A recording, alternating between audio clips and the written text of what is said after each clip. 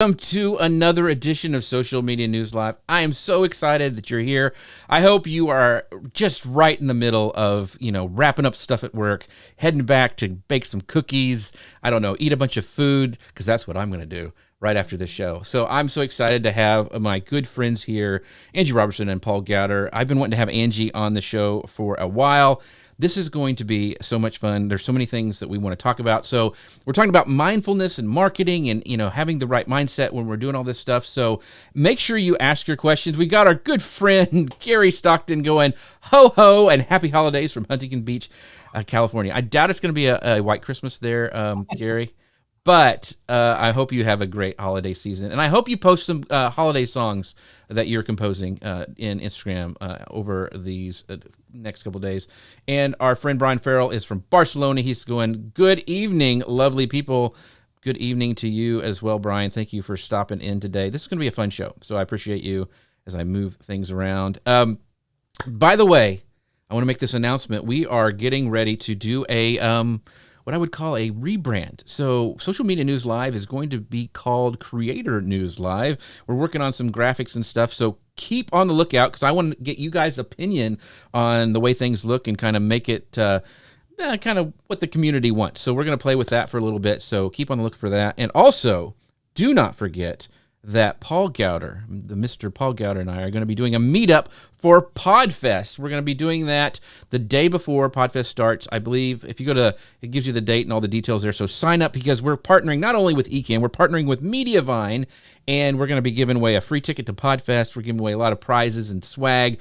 So go to jeffc.com/PodFest meetup. Paul, what else do you got to say about this? Because I'm excited. Hollywood Studios better than me, so I'm excited. Yeah, it's great. We're going to ride some rides, eat some snacks, and talk some business. It's going to be fun. It's going to be a great day. No, it's not going to be like an Amway thing. We're not going to be selling you stuff. So it's going to be just hanging out, having fun before podcast, trying to help you guys out. I know Tacey is going to be there. A bunch of our friends who were at Momentum are going to be there. So it's going to be a lot of fun. So jeffc.com/PodFest meetup.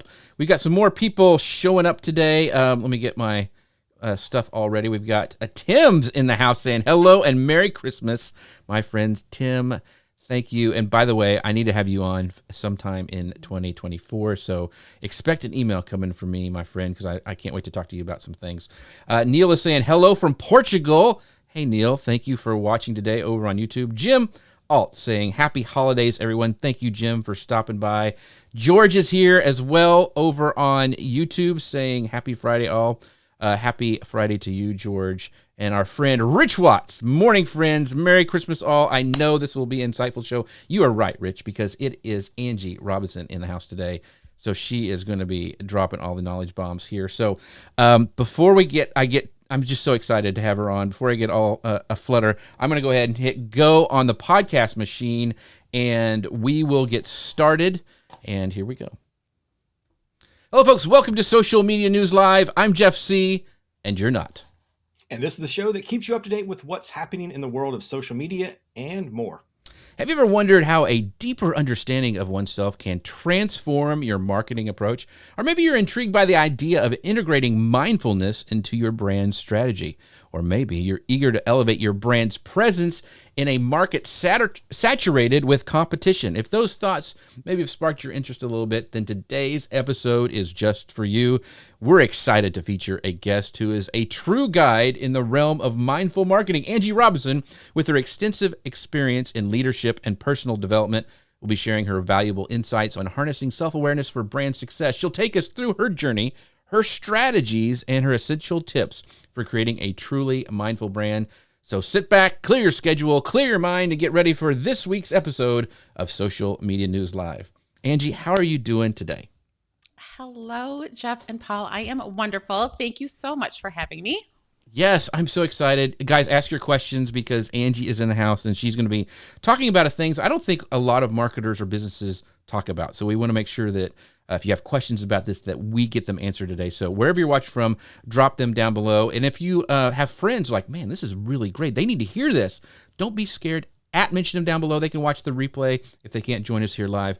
But we want to make this a show for everybody. So if you guys don't know who Angie is, you really should, because she is the founder and CEO of Angie Robinson Coaching and Consulting, LLC.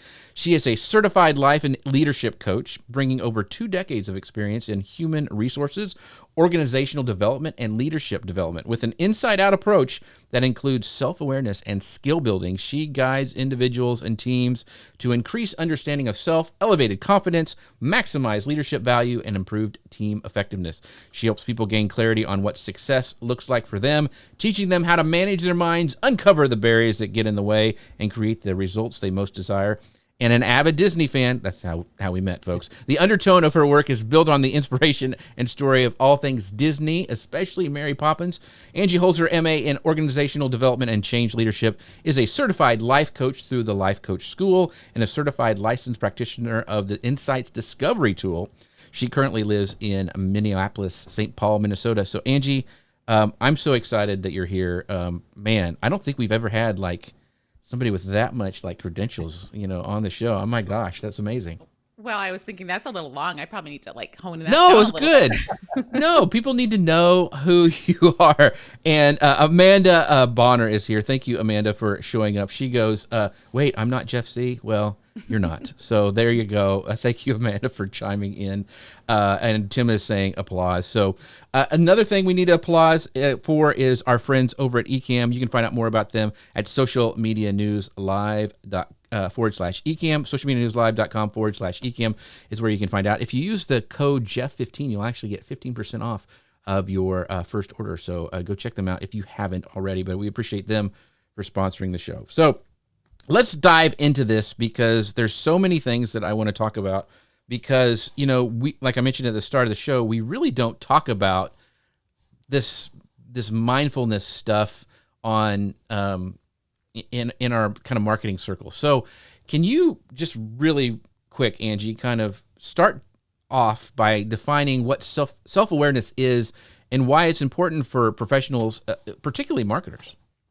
Yeah. So self-awareness really is focusing on you, focusing on the self, really understanding who you are, what makes you tick, why you are the way that you are. It's a combination of so many things, like understanding your strengths and your personality style, your values, kind of your beliefs, the thoughts going on in your brain, all of these things, really focusing on you. And when you really understand who you are, it opens up space for you to, be more intentional around your thoughts, around your behaviors, around leveraging what works and maybe changing what doesn't work. It just allows you to be more authentic, honestly. And when you can do that, you build better relationships. You understand other people better. So it's just important in so many different ways. Gotcha. Well, and I don't know if we're scared to talk about that or not, or why is it that we don't want to talk about some of this stuff. We really want to talk about return on investment. We really talk about, kind of our growth, maybe learning new things. And we're going to get into that a little bit later. But this part of it, this self-awareness, we really don't talk about it. Why do you think that is? I think it's gotten a bad rap, honestly. I grew up in the corporate world. I'm a Gen Xer. We weren't talked about. It wasn't part of the conversation. It was a little bit in the corporate world when I was growing up, in my leadership roles, but not very much because it really is about the numbers, the sales, and those things. But here's the deal. We're all humans. We all come with human brains. We all come with experiences and emotions and all of these things. So I just think it's kind of gotten this, it's a woo-woo thing and it doesn't belong in the workplace. And that I think is shifting, especially post-pandemic, because well-being is such a conversation. So I am so happy to see that it's shifting. But I just think that it's had this stigma around you are in your personal life is separate from you in the workplace. That's a great point. Yeah, and it's great that it is changing. Yeah. Mm-hmm. Well, speaking of that, marketing landscape is shifting so much with the algorithms and AI and all the stuff that's moving around. So talk to us a little bit about how being self-aware and focusing on yourself can help calm all that around you. Well, calm is a big expectation. I think maybe, right? But change, here's the thing. In marketing, in the world, and everywhere, change is constant. It is one of my absolute favorite things to talk about. And I know it's changing in marketing with AI and all of those things as well. So self-awareness can really help to understand, here's the first thing is, what are your thoughts around the change? When we are self-aware, part of being self-aware and mindful is taking time to pause and understand really what's going on in your brain. And when we can understand what are my actual thoughts about this change, then we can take control about how we show up even, I don't know, more intentionally. And so I think that's kind of the number one thing with self-awareness. When there is change, there's we're doing it this way, now we're doing it this way. There's like the situational change, but humans actually go through a process in order to flow through the change as well. There's transitions, there's a change curve, there's all kinds of things around what the human brain does. And when we can really be aware of that and then notice where we are, gosh, we have such agency and such power. When we let that all go on its own, and we're not self-aware, that's when things can go a little awry, right? When we can show up really poorly, or we can get into what's called like the pit and not move forward with the change, not embrace the change. So I think really having that self-awareness is super important, just to understand where you are as a human. That will also in turn help understand where others might be too. And you can also decide, where are my strengths that I can leverage in this change? Or what are the things that I'm not really good at that I can maybe offload to somebody else, or that I need to improve on? So just knowing these things can just help you with your agility and resilience when it comes to the change in the marketing world. That's really interesting. And Tim here says, I believe that people just don't understand how powerful self-awareness can be. We are our own worst enemy. What we say to ourselves needs to get better. I know he's been hanging out with Angie a little bit, so that's why he sounds so smart. But that is very, very true, Tim, and we don't talk about it enough. And Gary chimes in here saying Gen Xers had amazing childhoods, running wild. Yeah, we had the jarts. Remember the lawn darts that we could play with? Oh, yeah. Yeah, you can't do that anymore. Those are banned. No. But anyway, yeah, we had a crazy childhood. And he also says, Gary V strikes me as someone with incredible self-awareness. Seems like he's really in tune with other humans. So if you guys don't know who Gary V is, he's very big in the marketing circles. He's been around forever. But yeah. So let's talk about like the marketing part, because I know a lot of marketers who are not self-aware. And you can tell that in their posts, in the way they kind of even act online, and actually the way they treat others. So how does a marketer's self-awareness reflect the authenticity and effectiveness of like their brand message? Because we've all seen somebody says like, yeah, I'm really transparent, and then they're not, or we see that disconnect with a lot of brands and even like influencers. So how does that kind of work together? Like what are your thoughts on that as businesses when they're trying to get their message out? How can they do that better?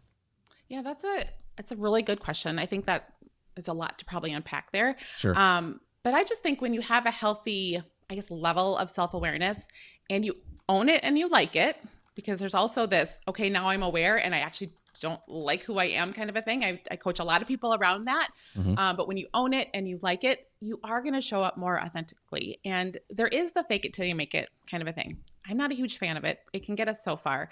But the energy that we use when we are in our messaging or in our branding, the energy that we're coming from, it's going to show up. And humans are smart, and they can sense that, right, when we're not being our authentic self. And so when we're not self-aware, we spend a lot of time in the mind drama, and we have so many thoughts.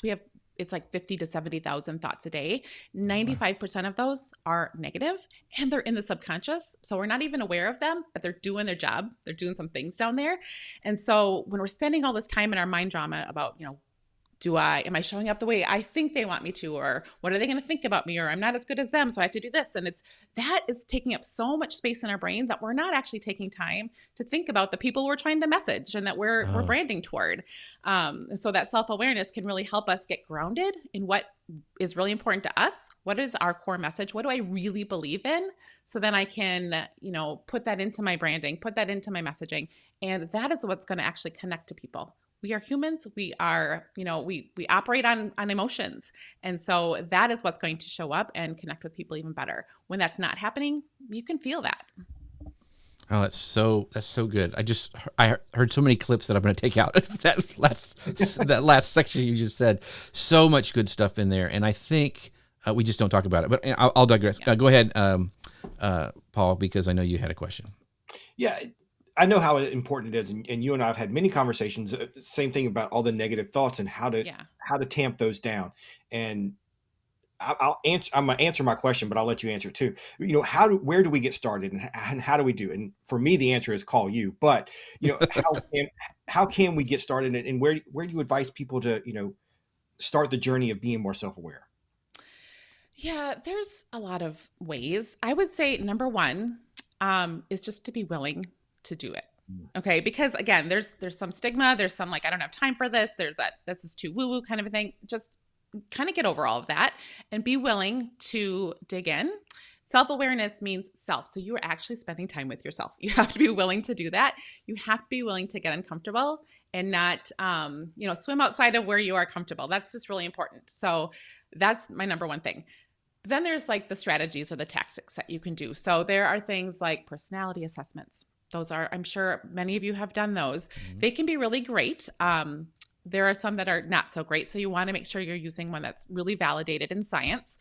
But those assessments can really, unearth some things and show you on paper how you're made up. Now that is one piece of data for sure, but that is a great place to start. You can do things like take a values inventory. I have one on my website that really helps you dig into what are my most important values. You can do assessments around strengths and weaknesses. Seek feedback from others. This can get very uncomfortable sometimes, right? But when you actually ask people, how do I land on you? When I show up in my, interactions with you, what words come to mind? And really ask for that honest feedback. Sometimes people are willing to do that, sometimes not, but that can be super valuable. I'm a big fan of getting thoughts out of your brain. So whether it's just speaking them out loud, it's journaling, it's, using the voice app on your phone, whatever it is, when we can get thoughts out of our brain, they all of a sudden lose a little bit of their power and we can actually see things from an objective standpoint. So I think that's really helpful. And just be in a state of noticing is really important. And of course, to your earlier point, Paul, work with somebody who can be objective, because when we're in our own brains, we don't actually have the wherewithal all the time to really see what's going on. So when you work with a coach or a mentor or a peer, or somebody who is willing to, not dive into the pool with you and believe everything that you're thinking, but look at things objectively and challenge you, that can be super, super huge. So just something that I have done that has changed my whole business.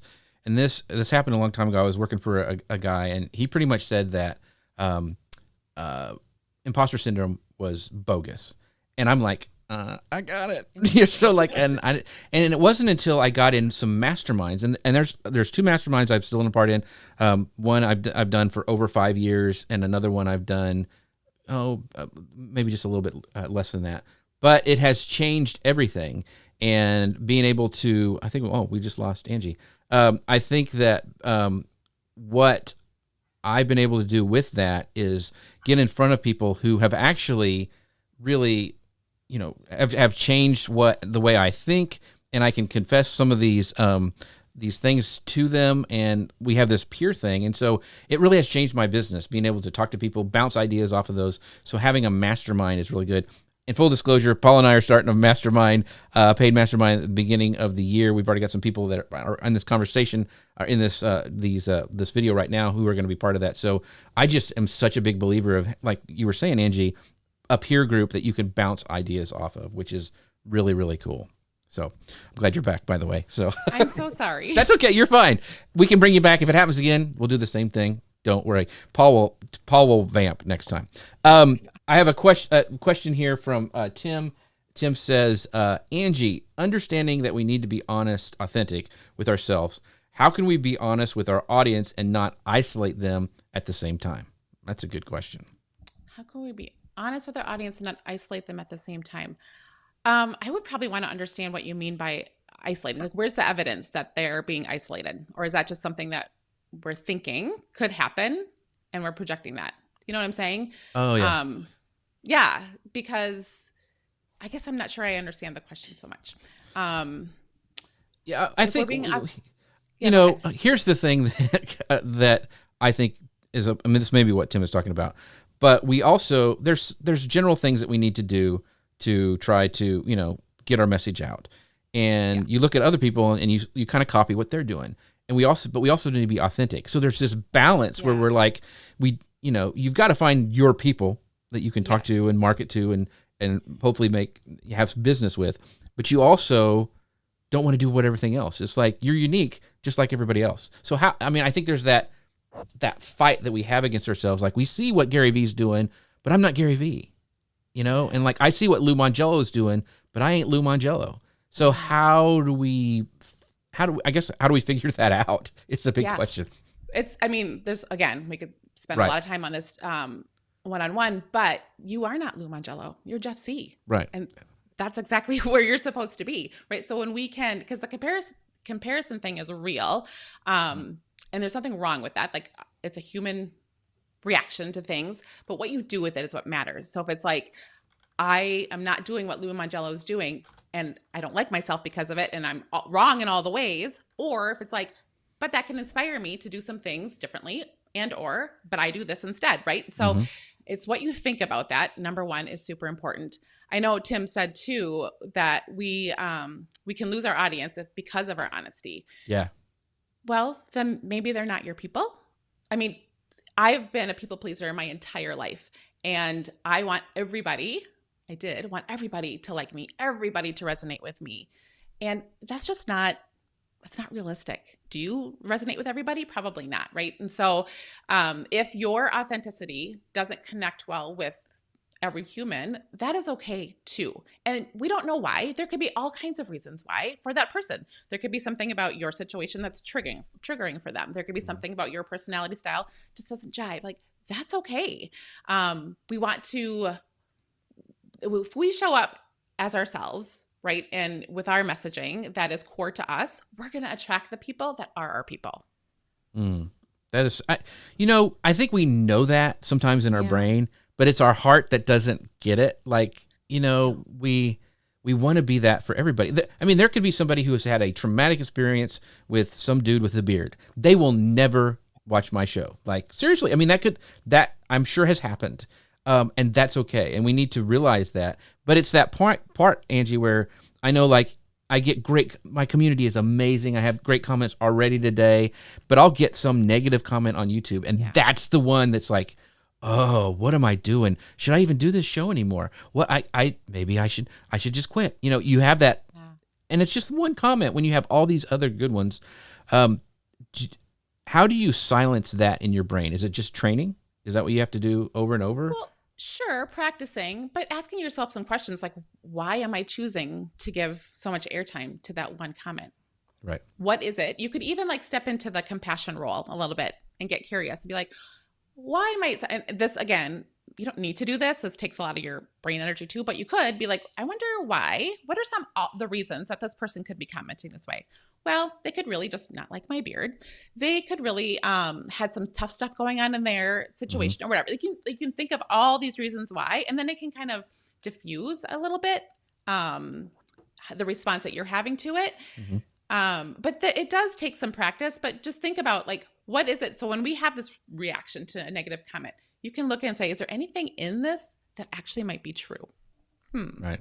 Is there maybe something that I'm insecure about, or is there something, right? And if not, then why am I spending any time on it? It doesn't really matter, because what happens when we spend all this time on trying to please everybody or focusing on the negative comment, we are now missing out on the rest of it. We're missing out on all the good comments. We're missing out on connecting with the people who really need us, because we're trying to connect with everybody. There's a lot that we're missing out on. I love that question. What am I missing out on by focusing here instead of over here? That's really, go ahead. Yeah. Angie and I have had this conversation several times, and you've told me if I focus on the negative, then I'm not serving my audience, because whoever the negative person is, they're probably not my audience. They're not my people. And so I'm, like you're just talking about, I'm not serving the people who I need to be helping, or, that are really resonating with me. And one of the things you encouraged me to do, and I take all the good comments and the good emails, and I do save them now. And I don't go back and read them all the time, but the trigger in my mind that I save them reminds me of what people do like, and can help kind of tamper that down. So, some of these strategies are great. It really helped. Yeah. And the other thing I just have to say is that when we have how many people on right now? 16 people on right now.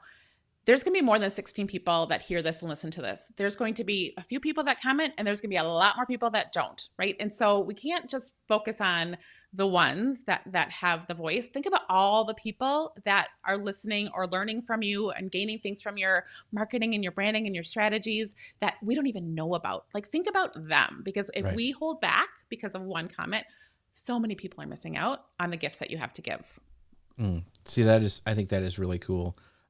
And remember that. And you mentioned 16 people. We go to a lot of different places and they watch, this is a podcast and all that stuff. No, you're fine. No, but the thing is people get fixated on that number and they don't think about the people who watch them later. When people come up to them at I know Paul's had this happen, but people come up to you at a conference, like, I listen to your show all the time. Like, I did not know that because you never say anything. So, and so the dark web, kind of the people who aren't commenting, but they're watching and they're consuming your content each week. And that's who you have to think about too, and not get fixated, like you said, on those comments. So a couple comments here from our audience. Amanda says, I love that authenticity is so valuable. And Gary says, with loneliness epidemic in this post-pandemic era, marketers have this opportunity to make genuine connections if they lead with empathy. That is very, very true. And Amanda also says, I think that reaction, recognition, and reflection is also important in what we put out on social media, period. It's easy to react to breaking news or the latest trends without pausing to be mindful. That is very, very true. And on that note, let's go on to this next section where we're talking about this. How do we get more mindfulness in what we are doing with our strategies? So how is mindfulness practices, maybe a really practical way, Angie, that you can help us putting this into our marketing strategies? Like Amanda just said, we need to stop and think and reflect maybe before we post on a trend or something that happens in the news. Mm-hmm. How else can we integrate some of these mindful practices into our actually strategies that we're doing as a business? Yeah, it's a good question. And, mindfulness is really that stopping, pausing, being in the moment without judgment. That's always the trick, right? But is just that taking a moment. And again, that can sound very woo-woo, like, do I have to meditate to do that? And that is, sure, absolutely, but not necessarily. It's just really pausing. We are very reactionary. We are in a world that is very reactionary. And we feel like we have to react quickly to get the best response and those types of things.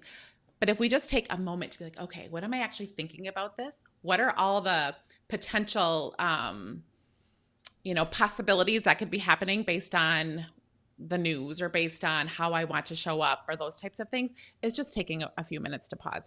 I don't know. I think about the Apple Watch, right? And you can set it so it tells you when to breathe, like once a hour, I think it is, right? Like, just, it's 1 minute, and that 1 minute can make such a difference. So I think, in your marketing strategies, it's about just taking that moment to pause. Like, how do I really want to show up? What are my thoughts? Like, are my thoughts helpful? Are they not helpful? Like, those types of things. I don't know if that helps, if that answers the question. Yeah. Okay. Yeah, because I think a lot of times we want to be first and we want to react, and a lot of times the reactions on a post is negative because there will be something and then there's two sides of it and you are supposed to respond, which I usually don't do. But taking that pause time, I think, is very, very important, because we always, as marketers, we want to be first. We want to be like, it's called news jacking, where you see something and you comment on it really quickly and try to kind of ride that wave of that news going on. But I think the reflection and doing it, if you're going to do it in an emotionally intelligent way, is super, super important.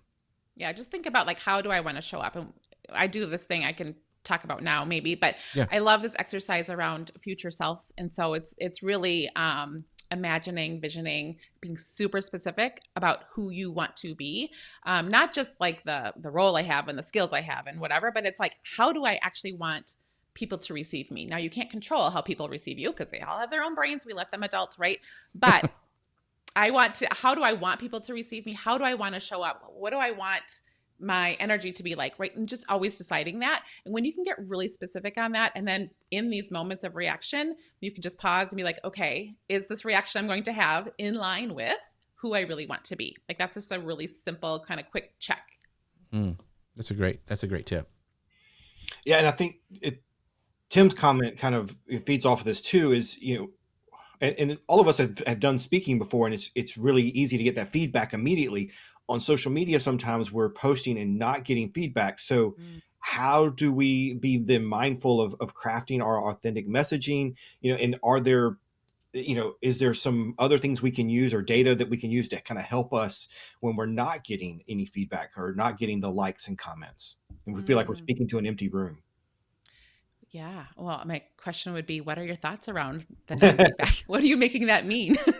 Right? Are you making it mean people aren't listening? People aren't interested, right? That's probably where your brain is going, because our brain likes to default to the negative. And I would really just kind of clean that up first. So the fact that you're not getting feedback through likes and hearts and all of those things, if you're making it mean no one is listening, then you're going to show up in a way that is not authentic to you, or you're going to maybe shut down completely and not show up at all. And again, what happens is people are missing out. But what else could be true? It could be true that people are receiving what I'm putting out there. They are learning from it, and they just aren't people who like to click on like, or they don't give feedback, because that's okay too. There's those people as well. So are we looking at both sides? That would be the first thing. And then always reaching out to peers, asking for feedback, seeking it out is really important too. We expect people just to give it to us. That's not the way that it always works. So are you asking? Are you asking for the feedback on a regular basis? Those are a couple of my thoughts. Yeah. And Tim's point when he brought this up, he said, how do we maintain that momentum without that feedback, mastermind? And Tim is an excellent speaker. I've seen him speak a couple times at Momentum. And I struggle with this too, Tim. It's like, because my speaking stuff is a lot different than this show, because I'm very, I do a lot of improv, and it's like a little crazy, and you have to have that audience feedback, and you can't really get that. I mean, I get to a point with the show, and that's why I love doing live shows, but it is different. And I think what you said there at the end, mastermind or a friend's discussion, is key, that you have those people that you can bounce things off of. I know I can call Paul up and I'm like, hey man, I did this. Should I say this in this post, or is that like insensitive? And he'll be like, Jeff, don't even think it, and so I think those kind of things are really important. As we got some more great comments here. Cassie is watching. Hey, Cassie, thank you for stopping by. She's loved the idea of mindfulness implemented into our content practices. And then she says, I think this also plays into the fact that not all trends are for every brand. Think about what the point of your post is, and if it makes sense for your brand purpose, voice, and your customer. And this is a great conversation. So I don't think we talk about this enough, and I think it's super important. And to be honest, I think this, as a small brand, where you can beat some of the big companies, because we've all seen the news where they have been insensitive, and they didn't really show very much emotional intelligence, and it came back and bit them. So I think this is one way that we can kind of beat some of the big brands at their own plan. So Amanda has this question: how do you plan out your social media marketing and make sure you're mindful, but also that you aren't getting too stuck in the mindfulness, so that you're still progressing and doing the marketing? I guess not overthinking it too, right? Yeah. Well, this is where, if I could bring it back to self-awareness, this is where really knowing kind of your style and how you operate. So again, I do insights discovery, which is one of the personality assessments. I love it. I love it so much, right? And we are all, again, it's one piece of data, but we all have kind of these preferences about how we operate, and how we think and how we make decisions and those types of things. And when you know that, you can really be intentional on what to leverage again in that, and then what gets in your way. So for example, and I know Amanda and I are very similar in our personalities. I am very much I want to make sure that everyone is accommodated for, and I'm thinking big picture, and I'm thinking impact, and are my values in line? Like, I do a lot of that. Here's what happens. I don't take action really quickly. And I know this about me. So when I am aware of that, so if I'm planning out my social media content and I'm really thinking about my audience and I'm being super mindful about it, and I'm not actually doing anything, that is something that's getting in my way, my lack of just results. Let's just go. And I know that.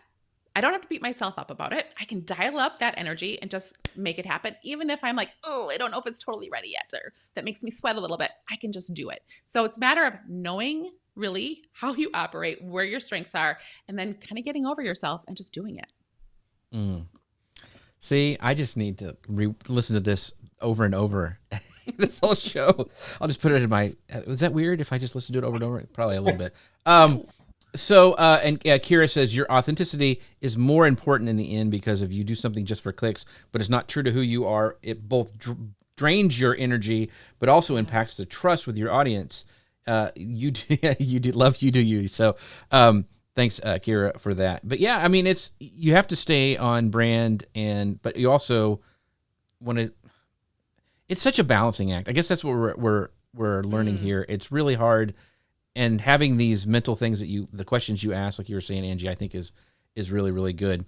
Do you know, so I'm going to bring up this question from Gary. I think Elon Musk could learn two things from this talk. How would you advise him? And that kind of goes into another question I was going to ask is like, okay, there's one example. Can you give any more examples of brands that you think are really doing mindfulness right in their marketing?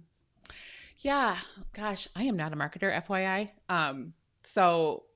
But you do. I mean, you have a podcast, you have a business, you are kind of a marketer, you know. Well, and I think about like the brands that that really make connection. And I think about, of course, Disney, right, as the big Disney fan, but I just think about how they use story and they use emotion in their branding and in their marketing to really connect with the human. And it's about making memories now and being in the now. And I just think, I don't know if that's what you're meaning by brands, but that's kind of what I think about. I think about that. Or like the Calm app, for example, their branding is just like, oh, I immediately am like, oh, I want to be more mindful. That's amazing, right? Yeah, right. I think a lot of coffee places or a coffee like Starbucks, for example, might use good mindful practices. It's not shoving down your throat kind of a thing. It's like invoking some emotion. That's what I think about when I think about mindful marketing. Is that what you mean? Yeah, I'm just trying to get some ideas because you look back from a year from what X has done. I think this is what Gary's point. Yeah. There's a lot of things on there that, and I'm trying not to be political, that are maybe insensitive or not thought through. And Gary has this to say. He says he has one cardinal rule for social posts: avoid snark. He says, I think about that before every post. So I think that's a good, maybe if you're a part of a team, maybe you have a list of this is what you think about before you post. Paul, for your moderators and stuff, like, you have a team that does some of this. Right. What are some of your rules for like people when they post or how they deal with some of these things that happen inside of your big powwows community? One of the things I look for with moderators is somebody who's been involved in the community and kind of gets the culture of our community first. So then we, once I know that they kind of identify with their same values, then it's easy and I don't have to like have a, this standard operating procedure for every moderator. And so it is, knowing what our kind of culture is in the group, being really self-aware about that.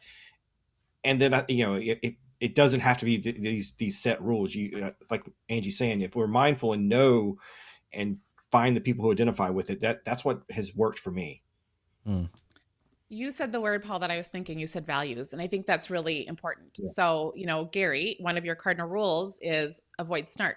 Somewhere embedded in there, that's showing some of what your values are, and really being clear on what your values are. That is going to then kind of inform the rules, if you will, on how you show up. Now, other people out there, that might not be one of their values, and they actually want to poke the bear and they want to incite, like one of their values is to get a rise out of people or whatever. And that's how they're going to show up. Right. And so I think just being really clear on your values is super important. And then making sure how you show up, the way you behave, what your messaging is, all of that is in alignment with that. When it's not and there's dissonance, that's going to show up as well as that being inauthentic and that energy is not going to be right. So it's that values, I think, is really important. Here's an interesting question, and I'm totally bringing this out of left field. What if you screwed up? Like, what if you did do a post and you're like, oh, and you can't really go delete it because then people know you're trying to hide. Or maybe it's somebody who's on your team. Let's say Paul had somebody on his team that handled something in the wrong way.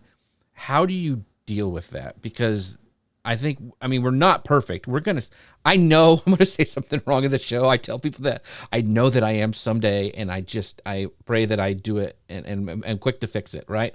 So what is your advice to people who maybe did something out of, emotional reaction, and we're like, oh, okay, I can't really take it back. So how do I deal with it? Like, it's out there. Yeah. I mean, again, there's going to be different levels of what that might look like. Is it you making it really a big catastrophe in your brain, but it's actually not externally? So kind of just assessing that, right? Okay. But if you know it's out of alignment and who you want to be, and it wasn't really what you intended, or that impact wasn't what you intended, I mean, you figure out a way to right size that. And whether it's an apology, it's not like making up excuses. Or think about your kids. I mean, we're adults, right? But think about your kids. If they screw up, what would you want them to do? Would you want them to make up a whole bunch of excuses? Would you want them to put it under the rug and hope mom never finds it? Or would you want them just to kind of own up? Yeah. That's what I would say, is just figure out a way to own up, because we are all human. And I'm telling you, you're going to have the people that are going to be like, see, I knew it. Jeff C is a horrible person, and it's all started with the beard and whatever, right? And you're going to lose them. Yeah. But if you are showing up and owning, that's really more of a human thing. And that is really going to connect and resonate with people. And quite frankly, what will happen on the back end of that is more trust that you will gain from the people that you are trying to connect with, I think. That's a great point. And we're all going to do that. And I think owning up as fast as possible is the best way to do it. Paul, you had something? Yeah. Well, I actually heard a story about this on a podcast I was listening to this morning, coming home from playing disc golf. A disc golf company screwed up and actually accepted the application for sponsoring a dog because somebody put it in as a joke. Right. And the whole community around is like, oh my God, see, your company's a joke. You sponsored a dog. They leaned into it. They've put the dog up on the website. They are, doing merch around the dog, and they've owned it. Now they've, admitted, hey, we messed some things up here, but let's go with it. Right. And I think that is, being open and honest when you make these screw ups is big. And Angie is very generous with her time, has talked to me about many times. And I want to go back to what she said, is sometimes you make it bigger in your mind than it is. And I think that's really important to realize. Sometimes posting about it or, reacting to it can make it a bigger deal than it is. And so you do need to kind of sit back and figure out how big of an impact it is having first. Yeah. Yeah, I totally agree. There's a great quote here from Kira. She goes, Angie, your leadership coaching definitely impacts marketing in a positive way. Teaching leaders how to be better impacts how they show up in their thought leadership and in various communications channels. All of that impacts brand. It's all connected for sure. So thank you, Kira, for that. So, and thank you, Gary, for saying to remember to like it, this episode. That's why I love my community. They're so good. Thank you, Gary, for that. So to wrap up this section, when we're talking about kind of integrating mindfulness in our marketing, what advice would you give marketers who are maybe new to this concept, or they're old school, like the guy I mentioned before who I used to work for is like, imposter syndrome, that's not real. How can we kind of, people who are maybe getting started to this, or they think it's all just woo woo and, we don't really need to, you just put out the stuff and, we'll see what sticks.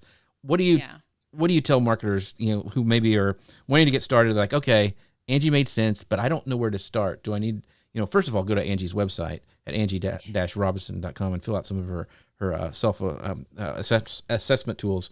But what are some things that they need to look at when it comes to being mindful in their business?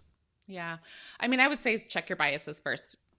If you have a bias around the word mindfulness or self-awareness or whatever, just get clear on those, because if you don't get clear on those and clean that up a little bit, it's going to be hard for you to do this work. So I would say first, check your biases. I start small, start with one concept. Maybe it is understanding, we've all done, right, the MBTI or some sort of assessment. Maybe it's just starting there and then seeing what comes out of that. There's a bajillion reflection questions on the internet or whatever. You could ask AI for what are some great ways for me to enhance my self-awareness around my strengths or something. So I would just say start with kind of one concept. One of my favorite concepts is really just understanding the brain, because it is our biggest asset. It is the tool that we carry with us all the time. And so when we can just actually understand that as humans, we have this tool and our thoughts actually create our feelings, which drive our actions and impact our results. It's a simplistic model that's been around for centuries and centuries. Just even understanding that alone and then starting to recognize how that can be true, I think is just super impactful. Great advice. Great advice.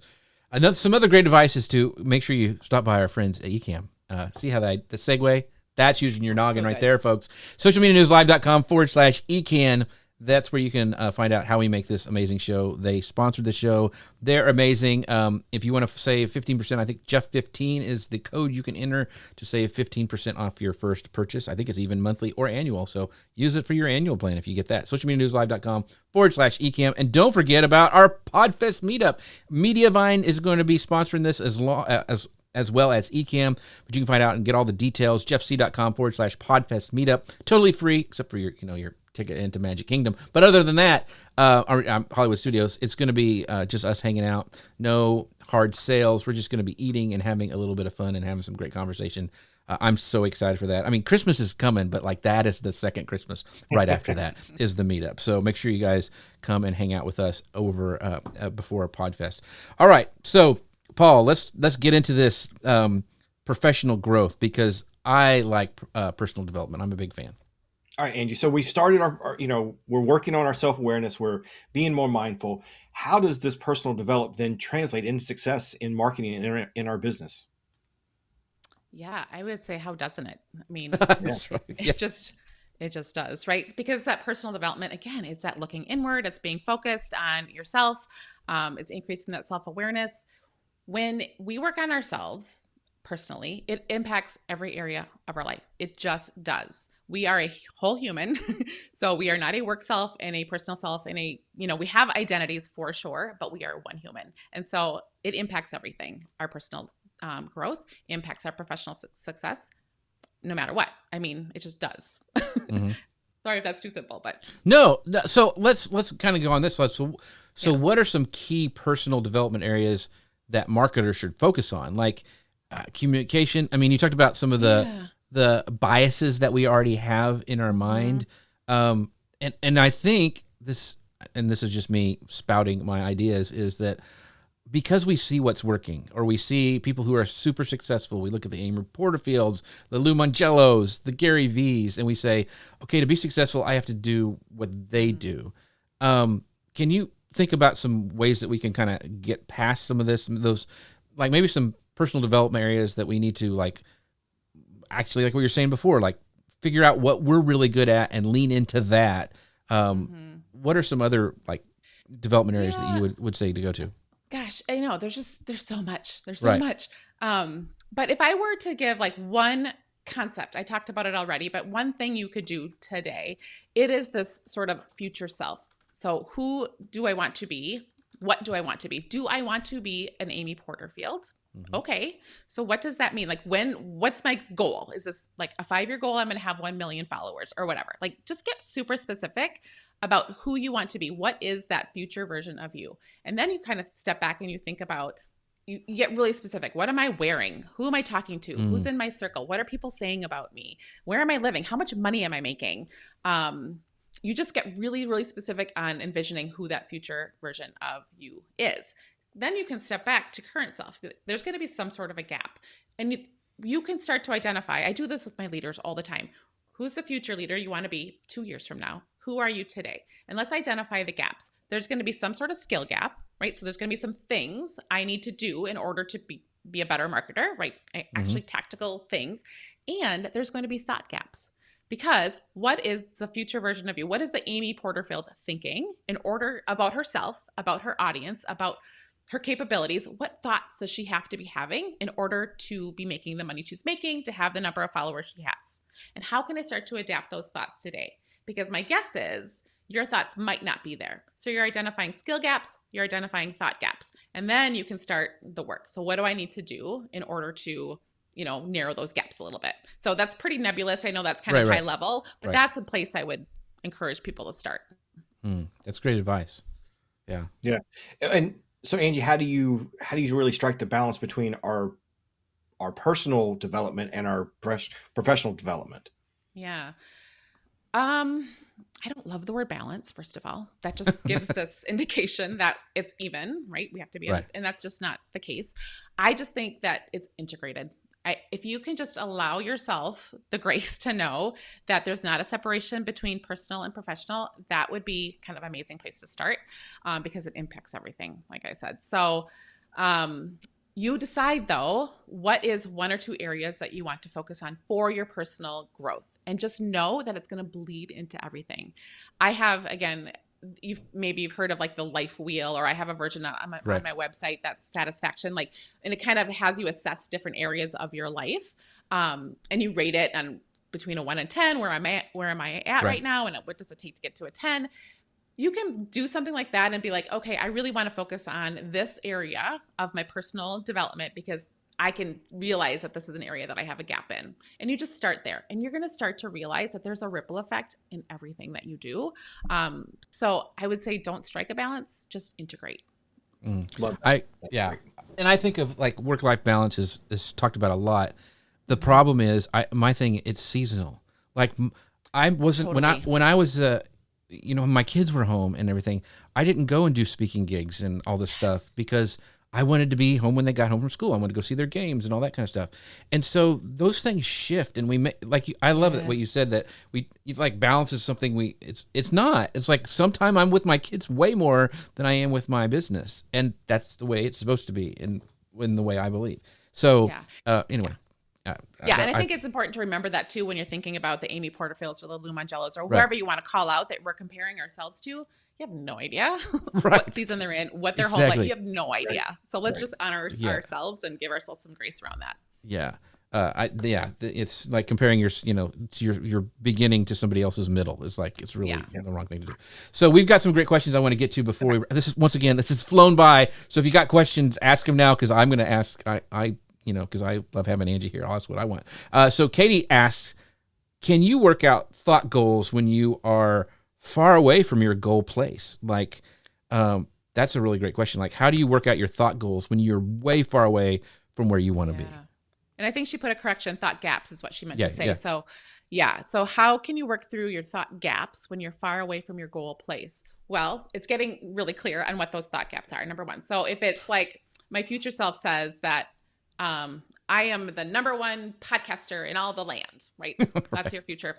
And your current one is like, I don't know a thing about podcasting. I'll never make this work, right? So if that's the big gap, you have to start adopting new thoughts, honestly. And it's not going from like, I'm not good to I'm amazing, because that's not realistic. Your brain's gonna be like, whatever. That's not true. It's just starting with something that you can believe. Something like, I'm becoming someone who is going to be an amazing podcaster. I can believe that. Great. Okay. And now you're practicing that. I have so many sticky notes, you guys, around my computer with thoughts that I practice. I'm not kidding you. And I do. And I make them a practice. So when I hear the negative one coming in, I can be like, oh no, but that's not what we're talking about today. Today, I'm going to tell myself this. And then we have the ability to retrain our brain. We can create new neural pathways in our brain. And when we start to believe that new thought, we're like, oh yeah, I'll do this. I'll look at my sticky and be like, yep, I got that one. Throw it away. What's the next one I'm going to work on? So that's my thought on that. That's cool. Real quick, this is a great question from Tim. Is the future self that you're talking about a monthly, weekly, daily thing, or what? Here's the cool thing. There are no rules because it's your future. You get to decide. Very cool. So I like to practice it though. Like I have several of them, but my big one is like 10 years out. Now it's like 8 years because I wrote it a couple years ago, but then I try to look at it weekly and read it just so I can embed that in my brain so I can start becoming that person now. Yeah. One of the things I want to mention, like, cause I've been doing the live show. I was doing it for another company before this, and then I've been doing this one for 3 years. And I tell you folks, every Friday I wake up and go, what am I doing? Why am I doing this? This is hard. And I suck, all that stuff goes through your mind, and you have to go, no, this is what I do. I do this every Friday at 10 a.m. Central. I'm going to continue doing it. And that's who I am. I'm the live show host and producer. And so, you have to keep telling yourself. And it's always there. Like I don't think I'll ever know. If I ever go like, this is easy, I probably will stop doing it. It's doing that. But I think people are shocked to know, like, every time, like every Friday, you can feel that way. So, Rich has this great point. Would it be fair to say that things that don't directly relate to your business can also be a key to your mindset? For example, physical fitness or happiness and other aspects of your personal life. 1,000%. 1,000%. Again, we are a whole human. So if things at home or my health is off kilter or I'm not feeling great or whatever, of course it's going to impact every other part of you, including your business, 100%. Great points. Well, we are at the 5-minute mark. If you guys have questions, try to sneak them in. But I wanted to give Angie plenty of time to talk about all her stuff. And don't forget, you need to go. She's been talking about these things that you can take and see on her website. That's for you guys listening on the podcast. It's Angie-Robinson.com. So Angie-Robinson.com. That's how you get there. But make sure you go check it out. And also, Angie has a podcast. So I want you to be able to talk about that. So Angie, the floor is yours. Oh, thank you so much. Yes, I do. It's called The Practically Perfect Leader, a little nod to Mary Poppins. I talk about really leadership because that's kind of my space, but I tell you it all applies to all humans because it really is grounded in the work of self-awareness and how to elevate your skills as a leader and yourself as a human. So The Practically Perfect Leader podcast. Super fun. Yes, and she's being very modest, but go check out her stuff. She's very, very good. Her podcast is very, very good. She's a good person. I've talked to her at Momentum. I've seen what she does, and I know a lot of your fans are here in the comments as well. So thank you for everybody showing up today. This has been amazing. I could go for another hour because there's so many things that I just don't think we talk about. But go check out Angie at Angie-Robinson.com. And also, check out my friend Paul Gowder. Paul, where can people find out more about you and the amazing things that you do? Yeah, I'd love for you to come learn a little bit more with me, especially email marketing and building community over at paulgowder.com. And of course, another plug for Angie, make sure you get on her mailing list. I love getting her Monday newsletters. They're so good. Thank you. Yes, please subscribe. Yes. And by the way, Paul, I've already got slated for next year. There's some big changes coming through email marketing with some of the Google updates. So we're going to get Paul on at the beginning of the year because we want to, one of my goals and one of the things that I have really wanted to strive for this next year is doing better with email and growing my email list. And I want to invite you guys on that journey with me. And so to kick it off next year, I think it's the first week in January, Paul's going to come on. We're going to talk about getting your email right for this upcoming year and some of the changes that are coming on. So make sure you guys come and check out that. And also don't forget Paul and I's meetup, jeffc.com/podfest meetup. I am so excited about that. We're going to have fun. I know Katie Fox from Ecamm is going to be there with us as well. And Doc Rock is going to be there. So we're going to have the Ecamm fam there. We can talk to. Katie has never been to Hollywood Studios, has never ridden Ride of the Resistance. So I'm like so stoked to ride with her on that. So anyway, we're gonna do that, but go to jeffc.com/podcast meetup. Go to Angie's website, sign up for all this stuff. She's amazing. You guys are all amazing. Thank you, Katie, for stopping by. Katie Simpson's here. Tim, he is amazing as well. All the people. And Kira says this has been so helpful and valuable. Thank you very much. And Tim is going, yes, email, amen. I need that. Amanda, appreciate you. We need to get you on the show as well. Happy discussion. Thanks. Happy holidays to you. You guys have a great rest of the time with your family for the holidays. Thank you guys so much for showing up with me today for the show. Paul, thank you. Angie, thank you. And we will see you guys next time. Bye, everybody.